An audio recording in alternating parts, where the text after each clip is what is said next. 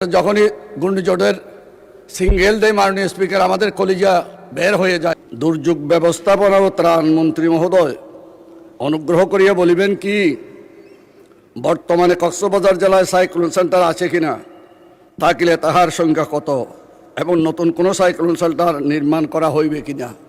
ধন্যবাদ মাননীয় স্পিকার। ধন্যবাদ মাননীয় সদস্য। তারকা চিহ্নিত প্রশ্ন 587 মহান সংসদে উত্থাপিত হল। মাননীয় দুর্যোগ ব্যবস্থাপনা ও ত্রাণ মন্ত্রী জনাব আসাদুল হাবিব দুলু। মাননীয় স্পিকার, আপনাকে ধন্যবাদ। কক্সবাজার সবসময় সাইক্লোনে টর্নেডোতে আক্রান্ত হয়।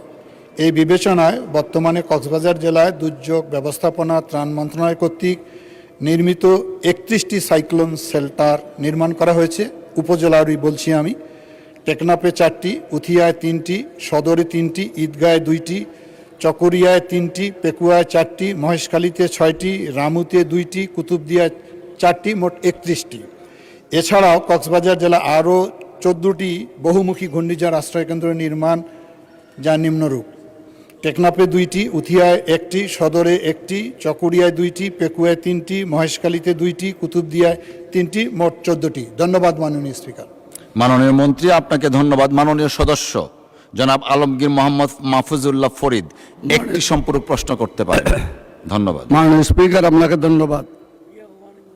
আমি মাননীয় আমাদের মন্ত্রী মহোদয় কাছে প্রশ্ন রাখতেছে। আপনি জানেন মাননীয় স্পিকার, আমাদের সংসদের সম্মানিত সদস্যবৃন্দরা জানেন আমাদের কক্সবাজার জেলা পর্যটন নগরী এবং সাইক্লোন সেন্টার যখনই ঘূর্ণিঝড়ের সিঙ্গেল দেয় মাননীয় স্পিকার আমাদের কলিজা বের হয়ে যায়। 91 সালের ঘূর্ণিঝড়ের কথা আপনার মনে আছে নিশ্চয়ই।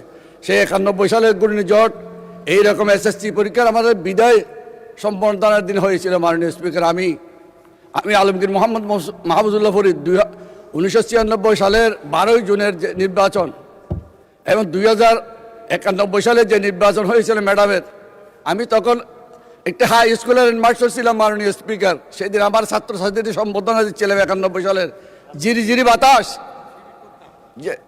যে দুর্দণ্ড বাতাস মাননীয় স্পিকার, যে মহাপ্রলয়ঙ্করী ঘূর্ণিঝড়। আসরের সময় কোনো রকমে আমি এগুলো শেষ করে বিদায় সম্বোধন শেষ করে ছেলেদের ছাত্রছাত্রীদের বাড়িতে পৌঁছিয়ে দিয়ে যেই ঘূর্ণিঝড় শুরু হলো, আমাদের হাজার হাজার আমাদের এই অঞ্চলে, আমার কুতুবদিয়া, আমার মহেশখালী সব কিছু লণ্ডভণ্ড হয়ে গিয়েছিল। ভাগ্যিস আমাদের ম্যাডাম, আজকে আমাদের মা বেগম খালেদা জি আমাদের নাই, আল্লাহ তাকে নিয়ে গেছেন, আল্লাহ বেহেশতের সর্বোচ্চ স্থানে তাকে স্থান দেয়। তিনি যদি না থাকতেন, 41 দিনের সরকার সেই সময় একটা লোককেও সাইক্লোনের পরে না খেয়ে মরতে দেন নাই মাননীয় স্পিকার। সেই মার আজকে আমি জান্নাতুল ফেরদৌসের আলা মাকান নসিব করার দোয়া করে আমি আজকে মাননীয় মন্ত্রী মহোদয়কে বলবো, আমার মহেশখালীতে আমাদের 9টি ইউনিয়ন, একটি পৌরসভা, কুতুবদিয়া 6টি ইউনিয়ন। এই ইউনিয়নে এই সাইক্লোন দিয়ে আমরা বাঁচতে পারবো। আবার সাইক্লোন হলে একটু প্রশ্নটা করেন দয়া করে।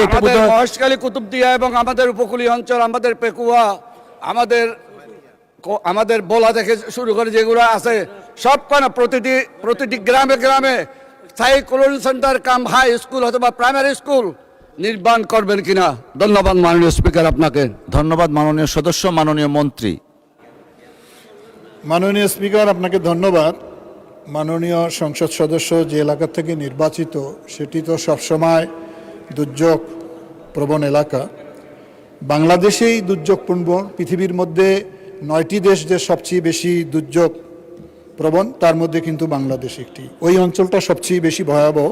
ইতিমধ্যে আমরা 31টি এবং 14টি বহুমুখী ঘূর্ণিঝড় আশ্রয়কেন্দ্র আমরা নির্মাণ করেছি এবং আমাদের ভবিষ্যতে আরও পরিকল্পনা রয়েছে, সেটি আমি ইতিমধ্যে বলেছি। আরও 218টি 14টি উপকূলীয় অঞ্চলে প্রায় 39টি উপজেলায় আমরা এগুলো নির্মাণ করব। আমরা চেষ্টা করব যাতে ওই অঞ্চলের মানুষ দুর্যোগকালীন অবস্থায় এই ঘূর্ণিঝড় আশ্রয়কেন্দ্র আশ্রয় নিয়ে নিজের জীবনের নিরাপত্তা বিধান করতে পারে। ধন্যবাদ মাননীয় স্পিকার। ধন্যবাদ মাননীয় মন্ত্রী।